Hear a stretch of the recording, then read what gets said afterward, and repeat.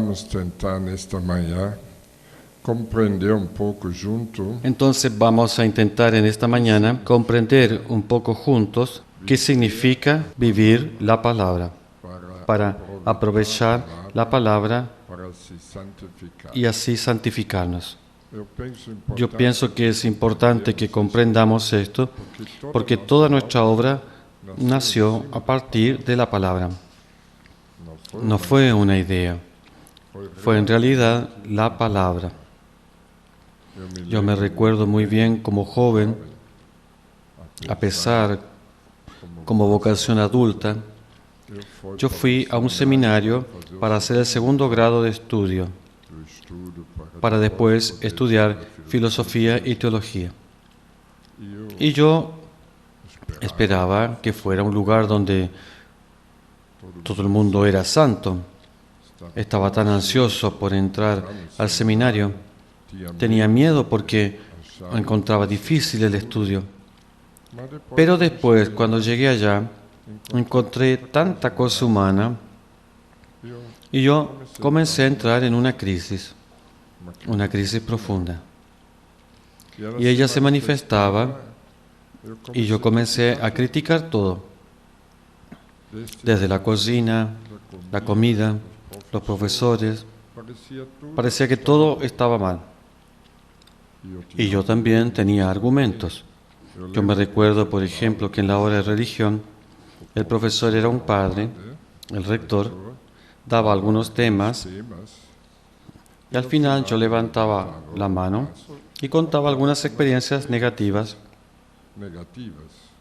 que no correspondían con aquello que él había hablado y demostraba que no era así.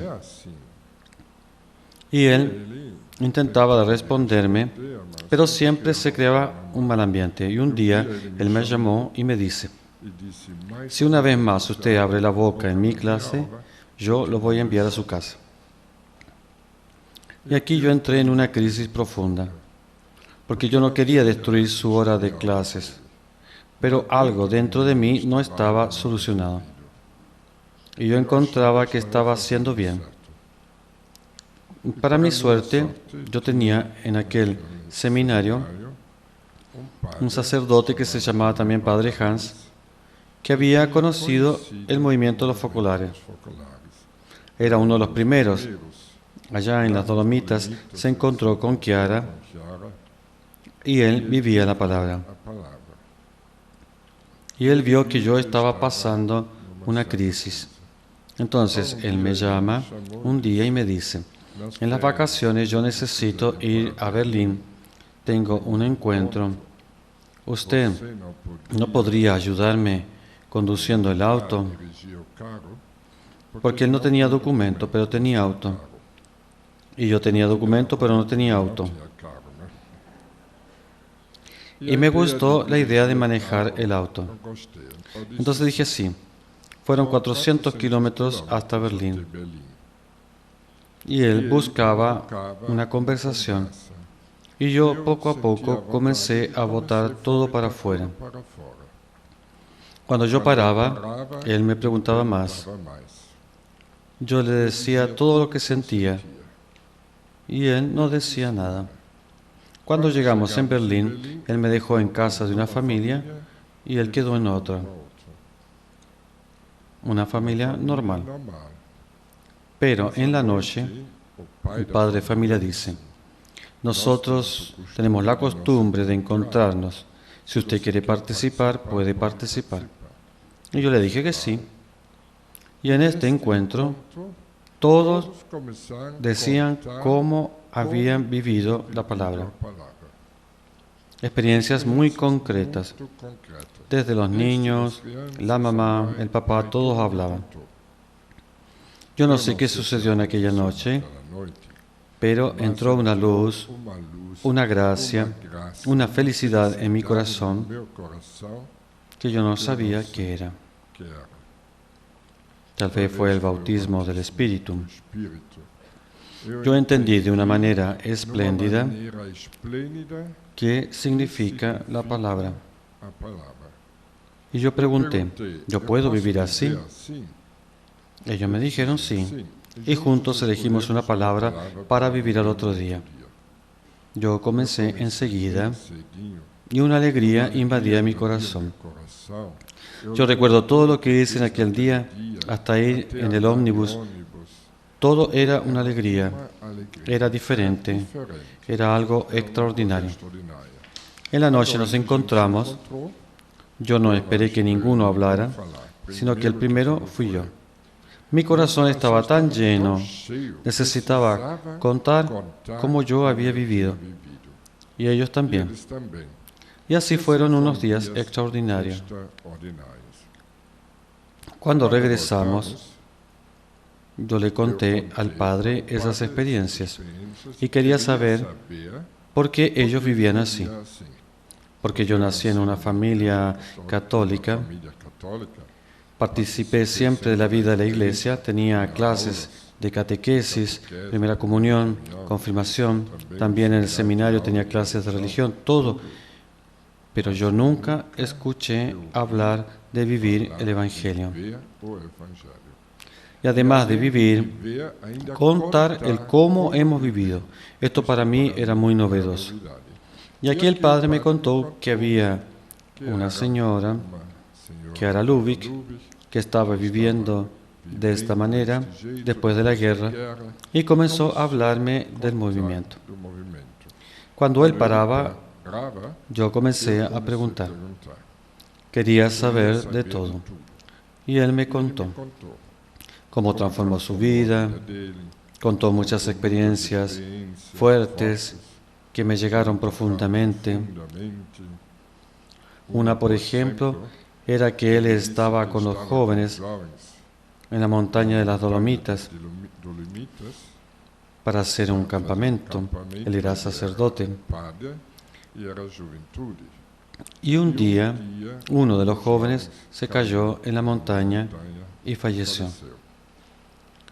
Pero el mismo día en que este joven había muerto, tenía encuentro con Chiara. Y él estaba como responsable con el corazón dividido. ¿Y cómo hacer para poder transmitir a los padres? La muerte siempre es algo dramático, complicado. Y él dice que comenzó el encuentro con Chiara y ella dice: coloquen todas las preocupaciones que tengan en el corazón de Jesús. Si no logran, no van a entender nada. Y él dice: ¿cómo? Todas las preocupaciones, también cómo le voy a dar las noticias a los padres de que había muerto, pero intentó y luchó para ser así. Y aquí él habló de todo lo que había entendido en aquel momento. Y entendió que todo pasa, que la vida también es relativa, que la única cosa que no pasa es Dios. También la muerte de este joven, que humanamente era algo dramático, pero que delante de Dios, él estaba con Dios. No podemos dramatizar aquello que es pasajero, pero preocuparse más en amar, porque el amor es eterno. Y cuando él hablaba, esto para mí era fuerte, porque sentía que debía tomar en mi vida una decisión. Entonces, cuando llegamos cerca del seminario, yo le dije: Padre, yo me puedo encontrar todos los días con usted y contar mis experiencias y usted contar las suyas. Y él me dice sí. Y así comenzaron años en que hoy, mirando para atrás, yo veo que ha sido como una escuela. Entré en la escuela del Evangelio y descubrí que el Evangelio no es más un libro. Al contrario, es el libro de los libros, es la palabra de Dios. Yo vi que Jesús vino a esta tierra 33 años. ¿Para qué?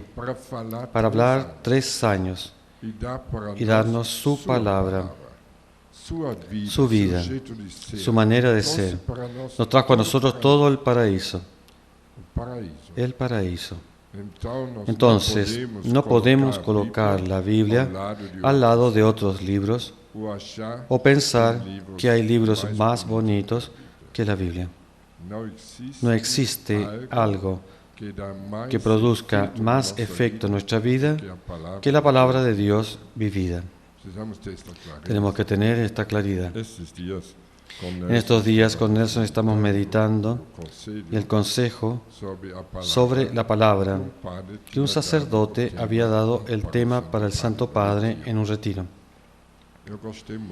Me gustó mucho porque él dice que no podemos caer en la tentación de querer comparar la palabra del Evangelio con otros libros, tal vez bonitos, sabios, porque el Evangelio, además de ser sabio, es divino. Hasta podemos decir, y yo comprendo esto siempre más, que la palabra es Dios, es un sacramento, tiene el mismo valor que la Eucaristía. Si en la Eucaristía nosotros comulgamos a Dios, en la palabra comulgamos a Dios. Comulgamos a Dios. Y en la Eucaristía podemos comulgar a Dios una vez por día, quien va todos los días a la misa. Pero otros van una vez por semana o una vez por mes. Entonces es relativamente poco. Pero la palabra todos los días, en cada momento, cuando nosotros queremos vivir, comulgamos a Dios. Como sacerdote, me encontré muchas veces con personas que estaban en situaciones un poco difíciles, por una situación de matrimonio o por otras situaciones, no podían comulgar. Y muchos sufrían. Decían, yo quiero, yo necesito a Dios. Y la iglesia no me permite, porque quizás estoy separado, juntado, etc. Y ellos quedaban muchas veces angustiados. Yo siempre decía, queda tranquilo, tú quieres a Dios, entonces vive la palabra. Y cada vez que tú vives, tú también comulgas a Dios. Y Dios te va a iluminar, te va a fortalecer y vas a entender siempre más qué es lo que Él quiere de ti. Porque Él dice, quien me ama me manifestaré. No hay otro modo de entrar en el Espíritu de Dios, de entrar en esta vida de Dios sin amar. Y el amor no es una teoría, es algo concreto. ¿Y cómo debemos amar? Jesús nos dice en el Evangelio. Ahora, el Evangelio es tan concreto. Cuando comienzas a vivir, Él habla de todo. Hasta cómo debes tratar al Padre cuando está enfermo, raro, cómo debes tratar al otro cuando se vuelve un enemigo, cuando te golpean, cuando te roban algo. El Evangelio habla de todo. Cuando tú comienzas a vivir, descubres que el Evangelio no te da sosiego, no te da derecho de mirar un momento a tu vida y decir, pobre de mí, yo estoy sufriendo demasiado, está pasando esto en mi vida familiar, sucede que otros hablan mal de mí o me robaron. Mira, me robaron todo, o estoy enfermo, de repente descubrí que tienes un cáncer u otra cosa, y el Evangelio no te da derecho de decir, pobre de mí. Nunca. Al contrario, el Evangelio exige que salgamos de nosotros mismos. 24 horas pensando en el otro, pensando en Dios y en el prójimo. Amar a Dios y al prójimo como a sí mismo. Y si yo amo al otro y amo a Dios, me amo a mí. Porque todo lo que yo hago para Dios, todo lo que hago por el otro, antes de llegar al otro, ya me hace bien a mí. Hoy yo sé, si por ejemplo alguien te roba y tú quedas con rabia, puedes tener razón. Es verdad, no es simpático que te roben, también no es justo lo que el otro te hace. Y tú vas argumentando y vas sufriendo y vas murmurando y quizás tienes rabia. ¿Y a quién perjudicas? A ti mismo. Ahora, si tú perdonas enseguida y dices, todo pasa, lo que él robó es algo serio, pero paciencia. Un día la muerte me va a robar lo mismo, no va a dejar nada. Entonces tú ofreces y si eres fiel al amor, tú vas para adelante. Y este amor que el Evangelio exige es muy radical, es dar la vida, no es cualquier cosa. Por eso nosotros no podemos hablar fácilmente de amar, si no es amor verdadero. Madre Teresa siempre decía, hay que amar hasta que duela. Necesita que cueste, necesita que sea difícil, entonces es amor. Nunca voy a olvidar la experiencia que ella nos contó en una de las oportunidades en que nos encontramos. Ella decía que encontró a una señora en la basura y estaba casi muriendo. Y ella la llevó a la casa, la lavó, preparándola para morir, porque tenía fiebre y otras cosas. La mujer siempre decía, mi hijo me abandonó en la basura. Mi hijo me abandonó en la basura. ¿Y la Madre Teresa qué hizo? Ella dice, usted puede y debe perdonar a su hijo. Y si usted perdona, es perdonada para toda la eternidad. Si usted no perdona, no es perdonada. Debe amar a su hijo. Y ella logró perdonar a su hijo. Después la Madre Teresa dice, murió como un ángel, vivió como un perro, sufrió mucho, fue tratada como un animal, como basura, pero amó y murió como un ángel.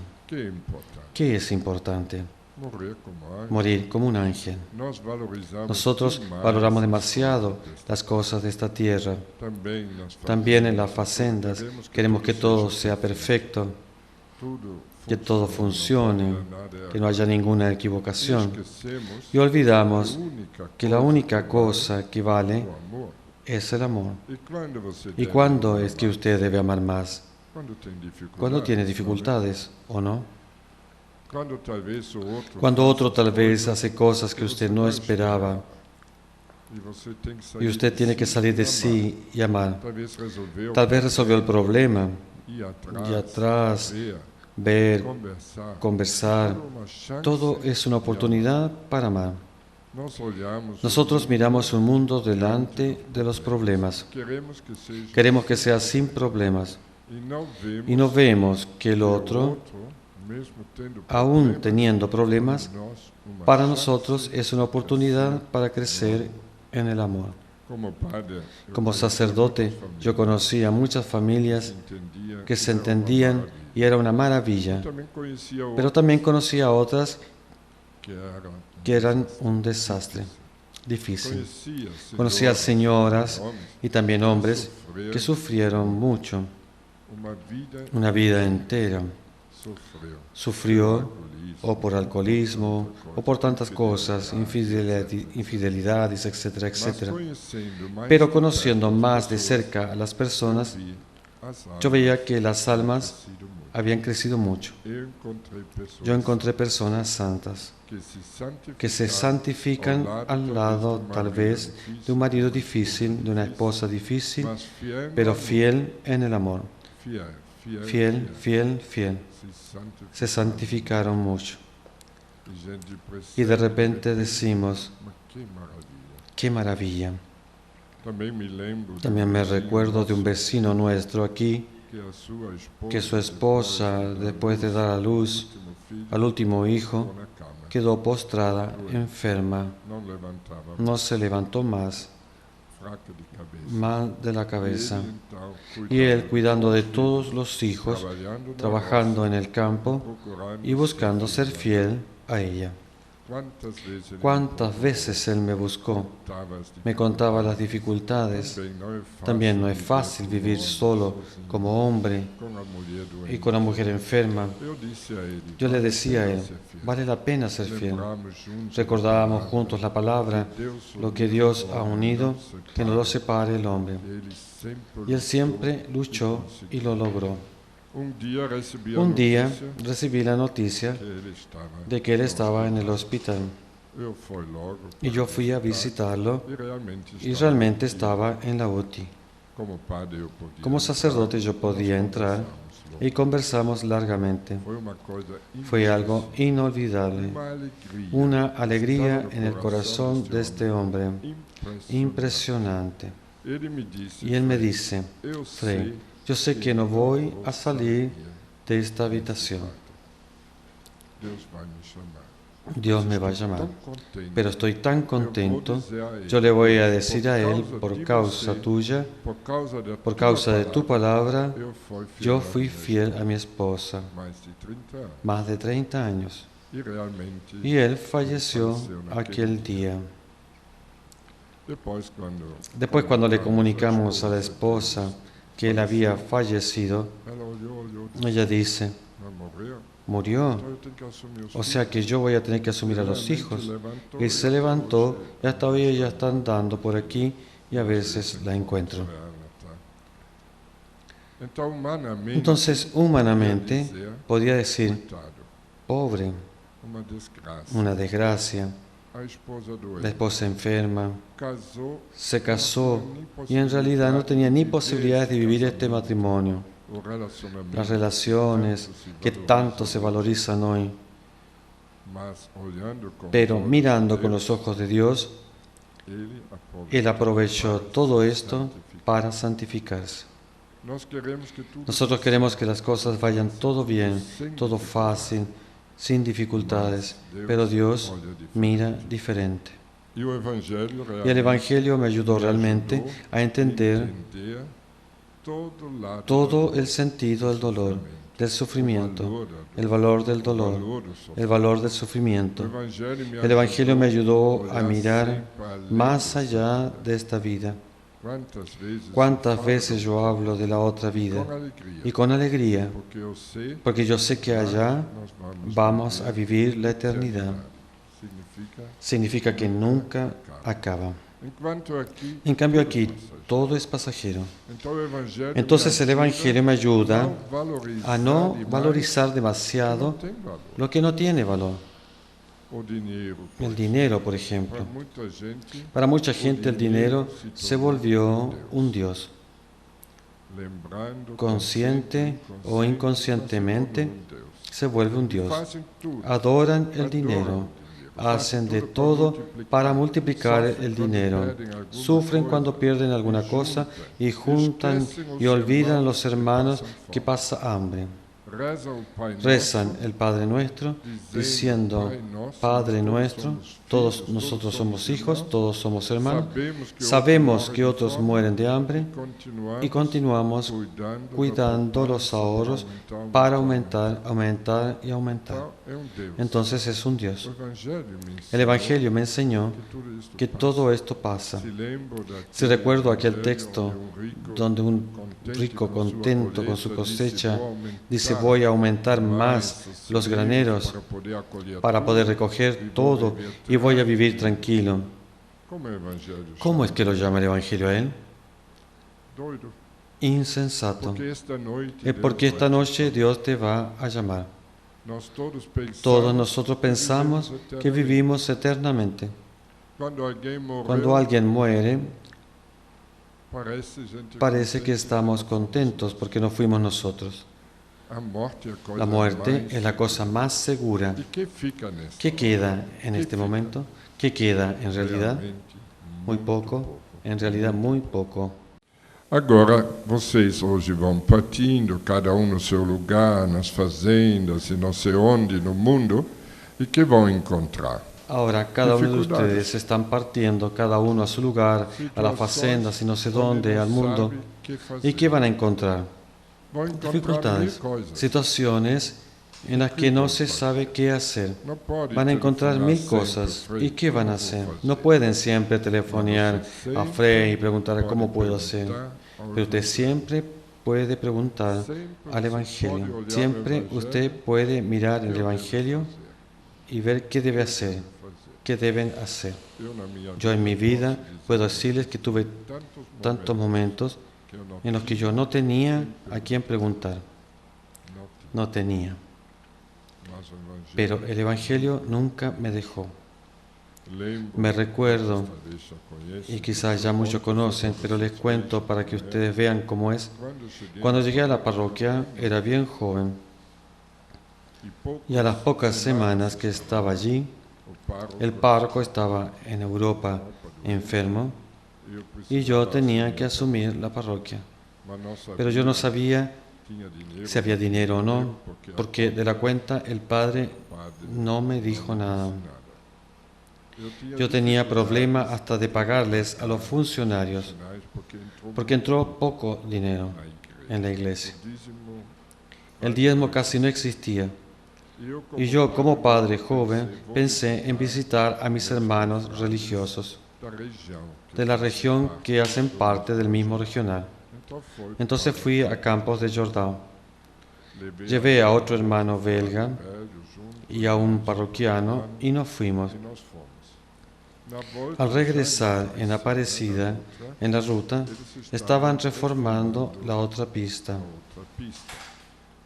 Entonces había doble pista, pero en la noche liberaban una pista de al lado y aquí fue liberado. Y la policía llamó y liberó porque podíamos ir en la segunda pista y pasamos. Pero cuando llegué encima, cerca de la curva, al lado del santuario, me encontré delante de un camión y no tenía muchas posibilidades de desviar mucho. Intenté un poco para no golpear al otro que estaba a mi lado. Sería fatal para mi hermano. Pero aún así fue un desastre muy fuerte. El camión nos golpeó. Gracias a Dios ninguno salió herido. Sobre este camión otro camión chocó. Y después aquel silencio, aquel shock. Después vienen 1000 personas, la policía que estaba señalizando nos dice, pero nos avisaron allí abajo que ya estaba libre. Sí, pero todavía tienen estos camiones que son muy lentos, entonces ellos pensaban que ya estaba libre. Y ahora, ¿quién es responsable? ¿Quién debe pagar? ¿Quién asume? ¿Cómo es toda esta situación? Todo el mundo estaba triste y yo también. Sacerdote joven, el auto era viejo, pero la parroquia estaba totalmente destruida. Envié a mi hermano con otra persona, recé, quedé en la ruta, miré hacia la Virgen y ¿qué hacer? De repente vino muy fuerte en mi corazón, asume este desastre. Y la palabra que vivíamos en aquel mes era, quien da, recibe. Yo le digo al Señor, ¿cómo puedo asumir? Yo soy fraile, no tengo nada, soy nuevo en la parroquia y no conozco a nadie y no tengo culpa. Pero no importa, ¿quién tiene culpa? Ama, usted tiene mi palabra. Entonces yo fui donde el chofer del camión que estaba llorando. Yo le digo, ¿por qué estás llorando? ¿Te duele algo? No, yo compré este camión nuevo, pagué la primera cuota, mi vida acabó, mi padre está en la cama, ¿cómo voy a hacer ahora para pagar todo? Está todo destruido. El otro también estaba muy deprimido. Y dentro de mí estaba, vive la palabra de este mes, quien da recibe, asume. ¿Cómo asumir delante de un desastre tan grande? Uno se siente tan pequeñito, pero a un cierto momento Dios mismo da la fuerza y yo le digo a la policía, yo asumo y firmé todo. Fue un silencio. Después llevamos los camiones por la ruta cerca de Mercedes, que era una oficina. Mi auto fue directamente a la basura, al cementerio de los autos, y yo volví para la parroquia solo. En la noche recé la misa en la capilla, solo. Me recuerdo muy bien cuando llegó el momento de la consagración. Yo me detuve por bastante tiempo y dije a Dios: hoy hice algo que no sé si es lo correcto. Yo asumí por causa de tu palabra todo este desastre. Pero, ¿cómo voy a hacer si esta decisión no es la mejor? Tu palabra, entonces es un desastre de verdad. ¿Qué va a decir la parroquia? Fue algo muy fuerte, pero al mismo tiempo una profunda paz, una gran serenidad. Dormí bien y al otro día temprano veo a un señor que me dice: supimos que usted tuvo un accidente, yo tengo un auto en casa y te puedo prestar mientras usted no tenga otro. Todo bien. Entonces usé este carro, fui para el correo y encontré una carta de una señora de Alemania de 82 años. Ella nunca me había escrito y me dice que había sentido de escribirme y me envió 1000 marcos de ese tiempo. El milagro más grande fue que no lo robaron. La carta estaba mal pegada, pero tenía 1000 marcos. Quedé contento, 1000 marcos, pero era poco en relación al accidente. Después llegó otra persona que me dio también dinero, y en la noche llegó un grupo de la parroquia que dice: nosotros trabajamos con compra y venta de automóviles.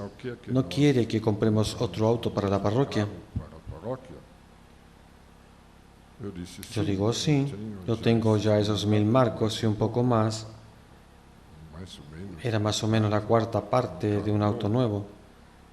Entonces yo les digo: si ustedes consiguen con este dinero un auto usado, con este dinero quedo contento. Sí, dicen, vamos a ver. Pocos días después me traen un Brasilia nuevo, 0 kilómetros. Yo les digo que no puedo tener más deudas, ya tengo 2 camiones todavía para pagar y un auto nuevo, el dinero. Yo no quería que ustedes trajeran más deudas, solo un auto comprado con este dinero. Ellos reían y dicen: no, nosotros hicimos una vaca entre nosotros. Yo no sabía que era hacer una vaca, una palabra nueva. Y nosotros queremos darle este regalo. Entonces mi auto viejo se volvió un auto nuevo. Pero yo les confieso, quedé contento, pero el peso eran los 2 camiones, no era el auto. Y después de algunas semanas me llamó la firma, los camiones estaban listos, los choferes felices, agradeciéndome, y yo me encontré con los responsables, los dueños. Fue una tarde inolvidable, inolvidable. Hasta hoy me emociono pensando con empresarios, con personas de otro nivel, podía tener una conversación tan profunda sobre Dios, sobre mi vida. Ellos querían saber sobre mi experiencia, por qué yo había asumido, les hablé que yo vivo la palabra, qué significa.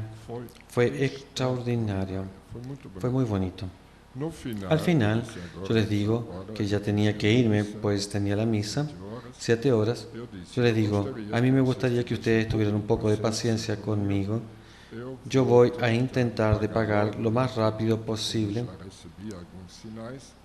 Y creo que, como ya recibí algunos signos, creo que voy a conseguir pagarle pronto.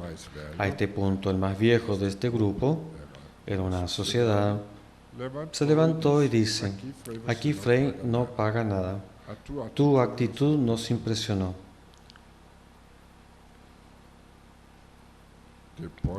Después él dice: a partir de ahora, usted tiene amigos aquí en la ciudad. Yo quedé muy contento, me despedí Y al regresar en el auto comencé a cantar solo de tanta alegría. No por causa de que el auto haya sido pagado, también esto fue bueno, sino por el hecho de que había experimentado Dios está vivo. Él vive en su palabra.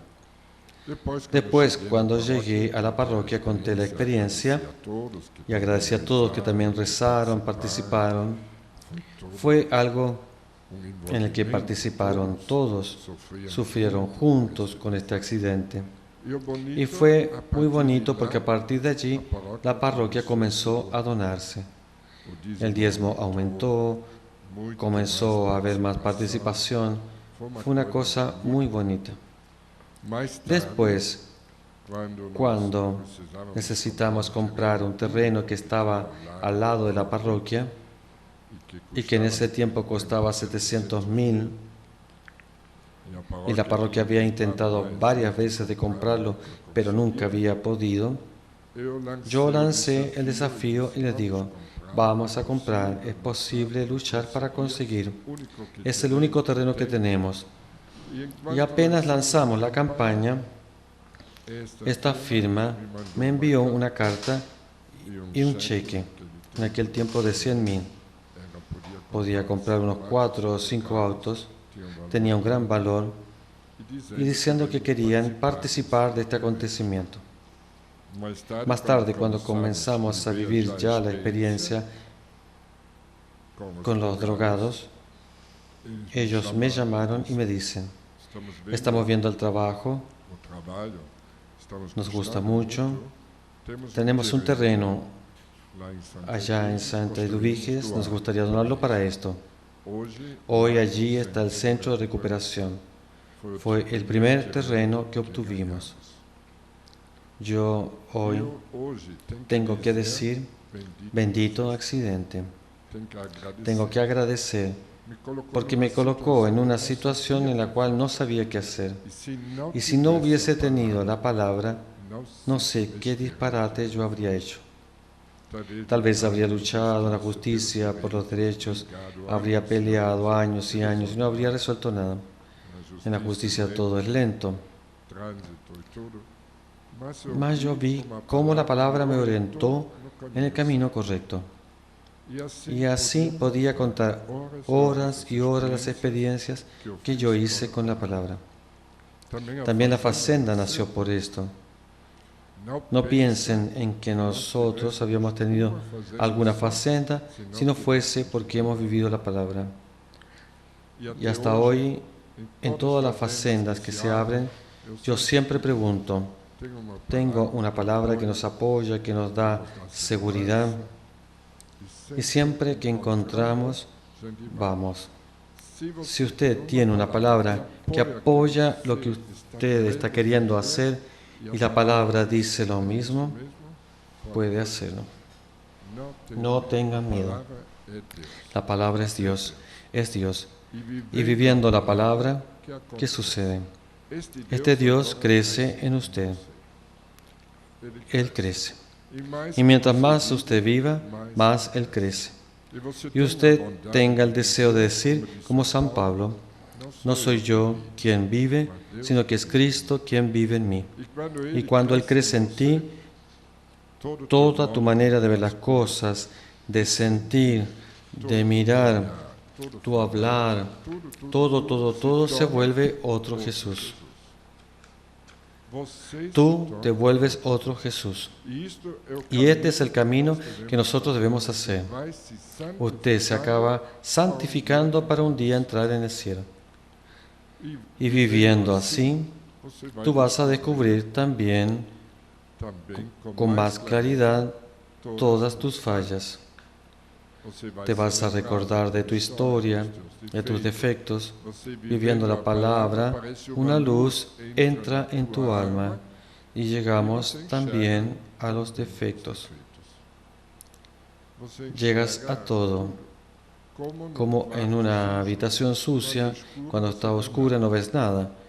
Pero cuando hay luz, comienzas a ver toda la suciedad que existe. Y así, viviendo la palabra, tú vas viendo dónde tienes que corregirte. Por supuesto que vas a sufrir, pero al mismo tiempo, ¿qué te da fuerzas? La palabra en que Jesús habla de la misericordia. Y tú encuentras la misericordia en todo el Evangelio, desde el hijo pródigo, la Magdalena, el buen ladrón. Todos encontraron la misericordia de Dios. Lo único que necesitas es reconocer: yo soy pecador. Reconocer: yo soy nada. Y la misericordia de Dios cubre esta nada y hace de ti palabra viva. Hace de ti realmente instrumento de Dios. Entonces, lo importante cuando se vive la palabra es que logremos vestirnos con la misericordia de Dios y para así vestir a los demás con la misericordia de Dios. Yo siempre veo, más que las personas que viven la palabra son misericordiosas. Y aquí me recuerdo de Kiara. Siempre cuando me encontré con ella, sentía una misericordia infinita. Nunca me sentí juzgado. También Madre Teresa de Calcuta, su mirada era llena de misericordia. Cuando uno juzga mucho todavía, necesita vivir más la palabra. La palabra te libera de estas cosas humanas.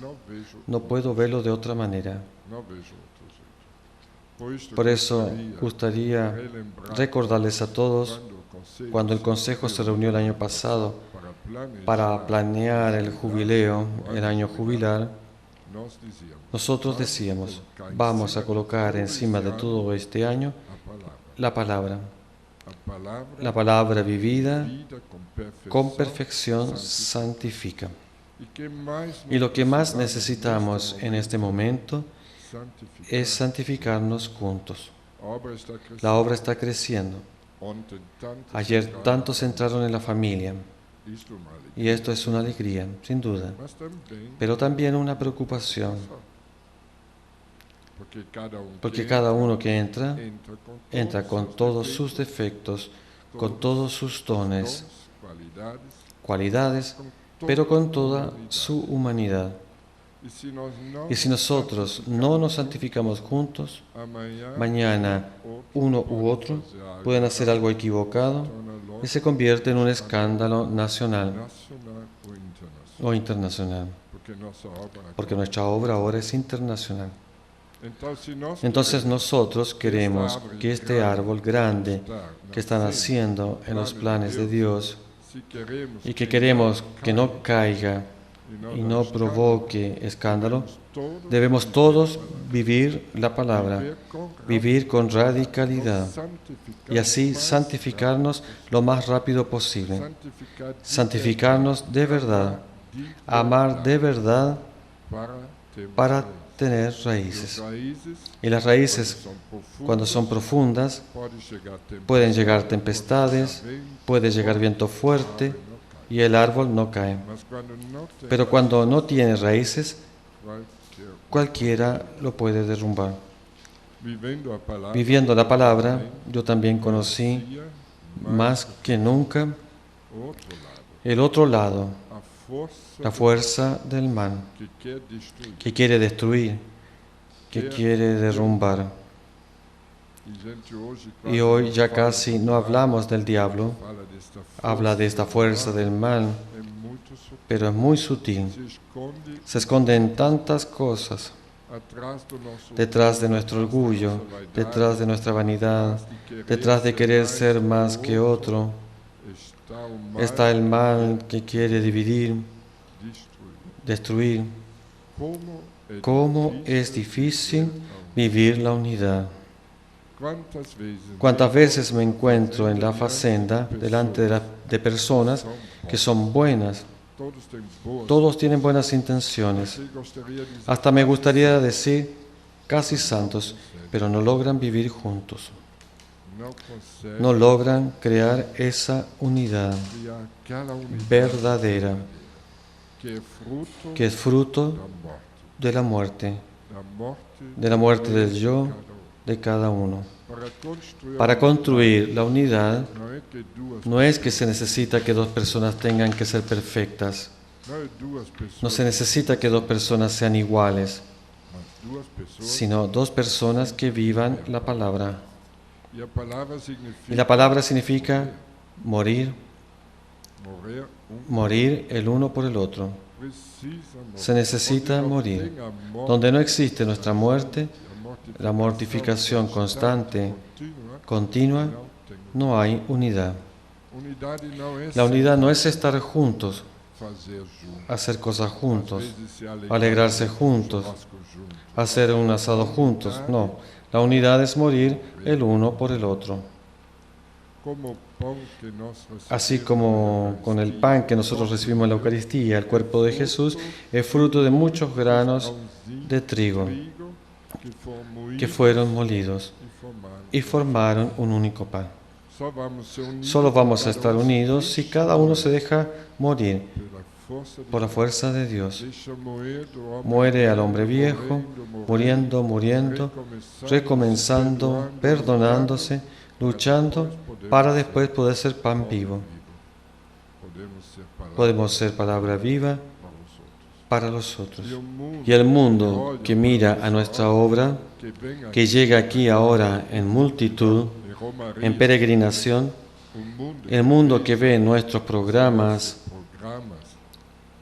¿qué quieren ver? El amor que existe entre nosotros. Vean cómo ellos se aman. El cardenal dice, yo quisiera invitar al mundo acá para que vean los milagros que Dios hace en cada uno de ustedes. Y es verdad, Dios hace milagros. Por eso tengo la fuerza para abrir otras facendas. Y es verdad, tenemos el valor y el coraje para recibir a otros jóvenes. Cada mes un montón de jóvenes que traen un mundo para acá. ¿Por qué? Porque sabemos que si viven la palabra, los milagros se realizan. Los milagros se realizan. Entonces basta con que cada uno se coloque en su humildad, en su existencia débil que nosotros somos, pero también cada uno se coloca a disposición de Dios diciendo, haz en mí lo que tú quieres hacer. Yo quiero ser palabra viva. Si cada uno hace este proceso siempre de luchar, de ser palabra viva, los milagros se van a realizar y juntos podemos decir, es obra de Dios. Podemos decir, Dios hace grandes cosas entre nosotros, pero santo es su nombre, no el nuestro, sino que su nombre, la obra siempre es de Él, no nuestra. Es simple.